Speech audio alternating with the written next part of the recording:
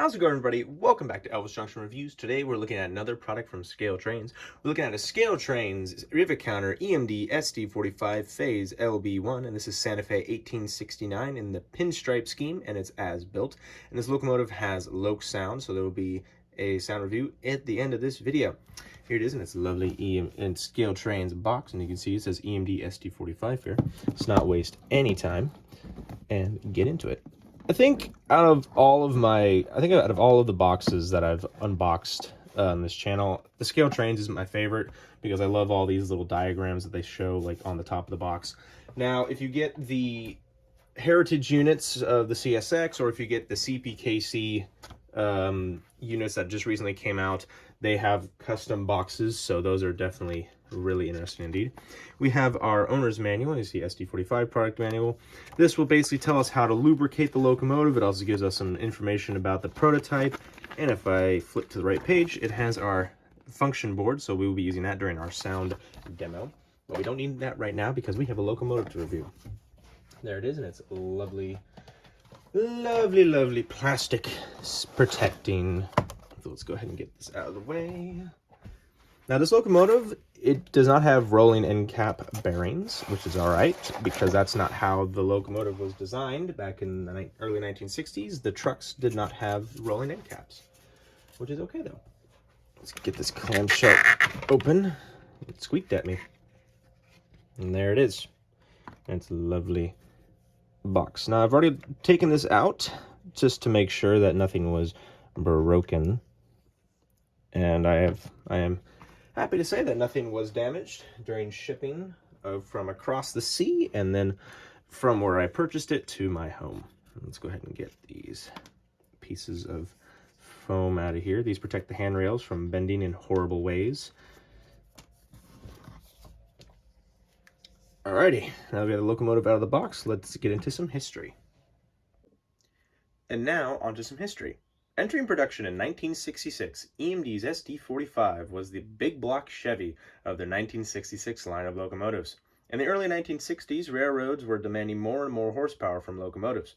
To meet the demand for greater horsepower from a more standardized package, in 1965, EMD would go back to the drawing board to develop a new prime mover, the 645.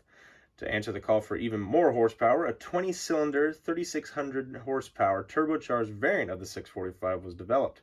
This variant, designated the 20-645E3, would be installed in a set of demonstrator units introduced in late 1965 that were defined the 1960s horsepower race. The SD45 served numerous Class 1 railroads, and eventually second-hand owners and short lines, most, including rebuilds, were retired by the early 2000s.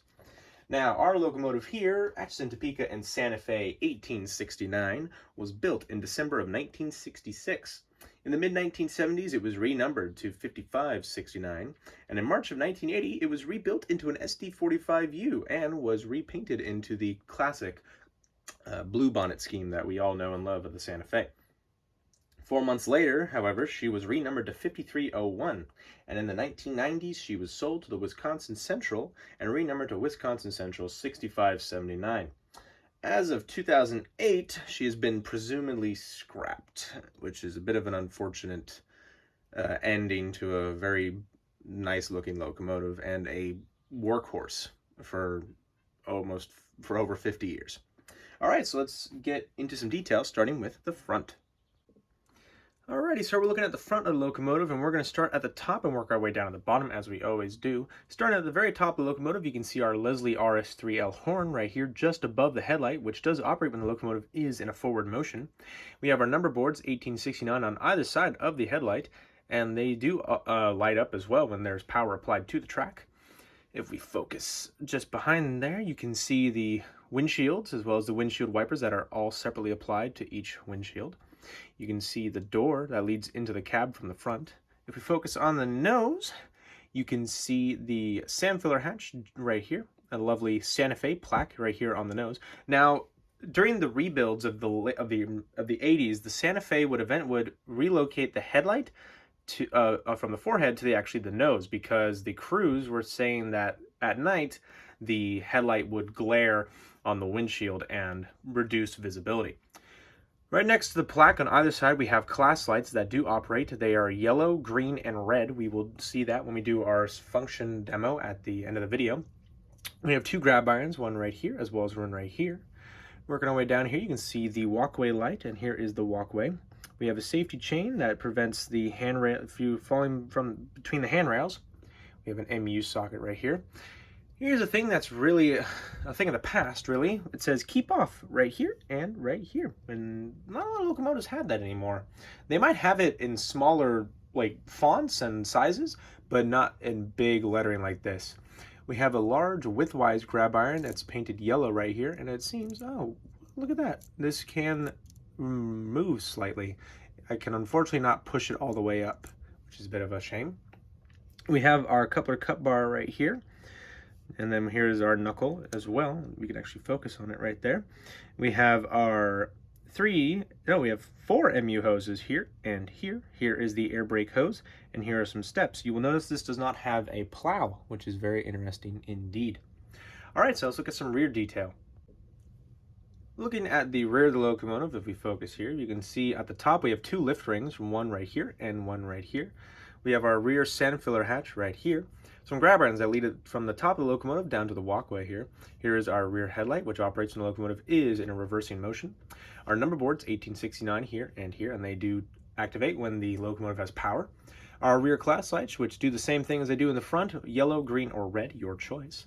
We have another grab iron right here, and there is our rear walkway light. We have our handrails, as well as pretty much the same thing. It's literally the same. The whole pilot area here as the front, because there's no plow, there's no ditch lights.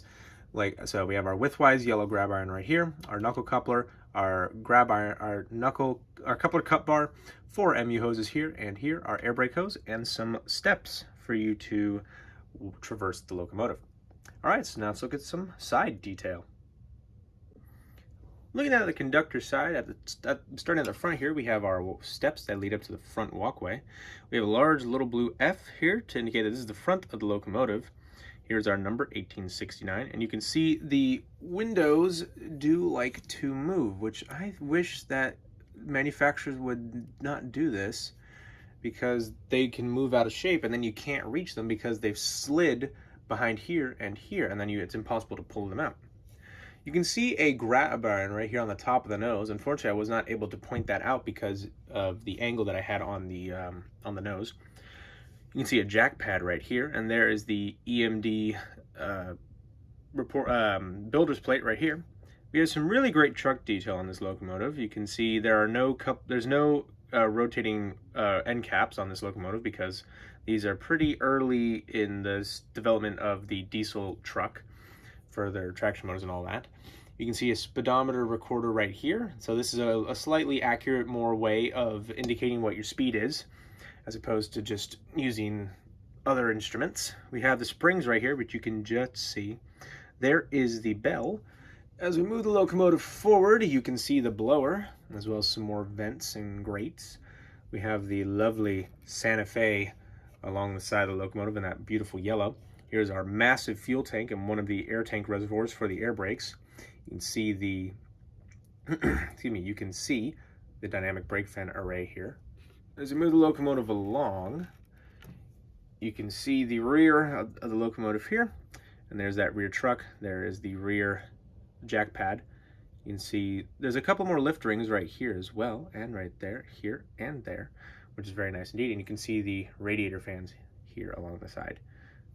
And I should also mention this locomotive has ground lights and walkway lights. Unfortunately, we probably will not be able to see the ground lights during the sound demo, but I can tell you that they are there. All right, so let's look at the roof. Looking at the roof of the locomotive now, you can see the Leslie RS3L horn right here in a much better view. As we move the locomotive a little bit forward, you can see the dust collector here, and I believe that is a radio antenna. If anybody does know, please let me know in the comments down below. I would greatly appreciate it. We have some more lift rings all throughout the roof of the locomotive because that's where you're going to be picking the locomotive up to service it. We have our exhaust stack right here.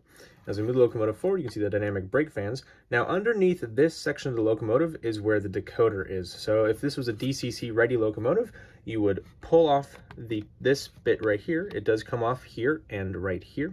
So you'd pull that off and you can install your own decoder on the inside. And as we move a little bit more forward, you can see the radiator fans here. And if I hold the locomotive up, you can see there are actual fan blades in there, which is very cool indeed. All right, so now let's get into the sound demo. Alrighty, so we have the locomotive here up on the test track, so let's go ahead and put some power to that track. Oh, and because this is a low sound locomotive, you have to press F8 in order to get the actual sound going.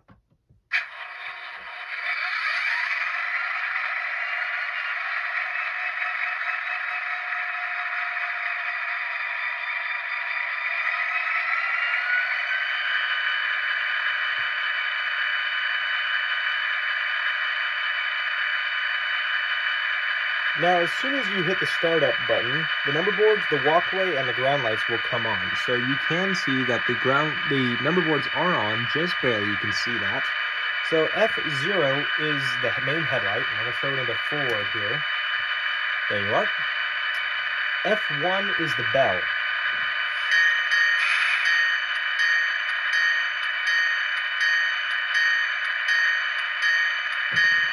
Now F2 is the horn.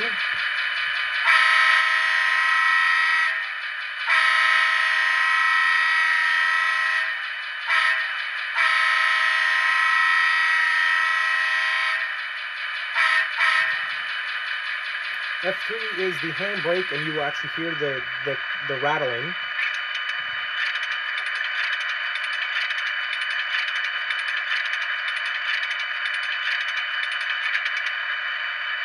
Now let's hear it one more time.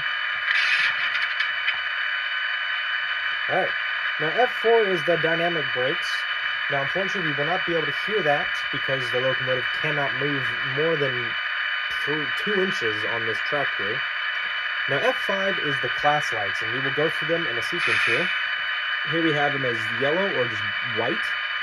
Turn them off again. Then we have green, and then we have red to indicate like this is a reversing locomotive, and like those are basically the DPU rear lights. Turn those off again. Now, if it was equipped, F7 would be a beacon or a gyro light. Unfortunately, this locomotive has none of those options, which is a bit of a shame. Now, F8, like I said earlier, is the startup, but also it'll turn the locomotive off. Excuse me.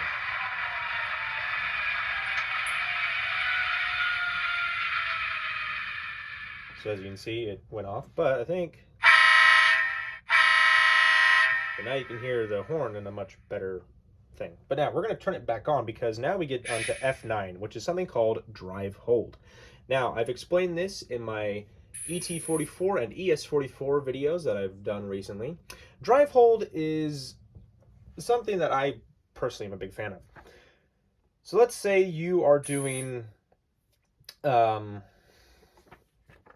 say you're prototyping a train that is a heavy train, and you are quote-unquote lugging it up a steep grade, which is the layout that you are running this train on.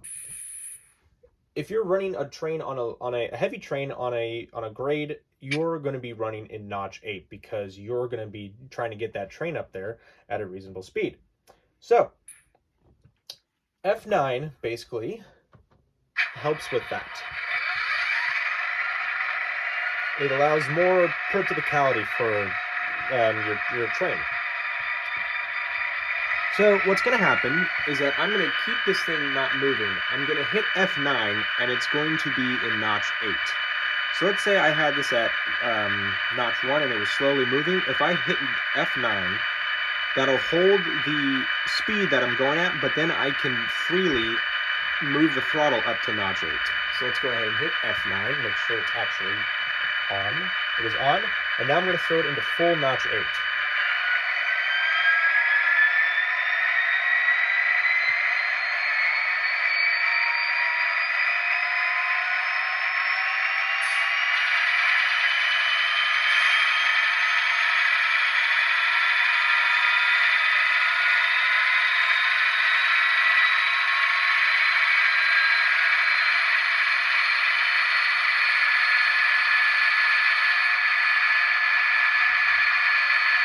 and they're going to bring her back down now.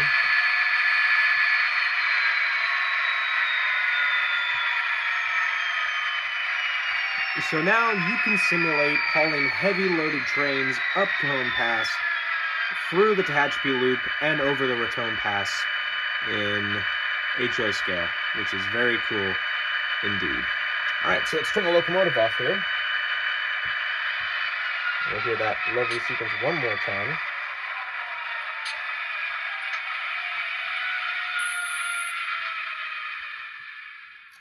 Alright, so now let's get into my... Oh yeah, hold on. Actually, we forgot to turn off the headlight. And now let's get into my final thoughts. You're gonna be quiet. So overall, I think this is a fantastic locomotive. It looks great, but it also sounds great. I didn't have any problems with it. No broken parts, no missing anything. It looks fantastic, and it's just amazing. If you're going to be doing American railroading in the late 60s, early 70s, you have to get an SD45. They were bought by almost every Class 1 railroad. From the SP to the Santa Fe to even the Clinchfield and the Milwaukee Road, they bought SD45s because they were powerful and they were reliable. But anyway, I bought this locomotive off of Lombard Hobbies. I believe they have 2 left still in stock of 1869 here. I will put their link in the description, so do check them out. They have great shipping, they have a great selection of products, and they are my go-to when it comes to buying locomotives. But anyway, thank you very much for watching. If you like this video, please smash that like button and hit the subscribe button as well. And also hit notification bell to see what I have to upload next. But thank you very much for watching, and I'll see you guys in the next video. Bye for now.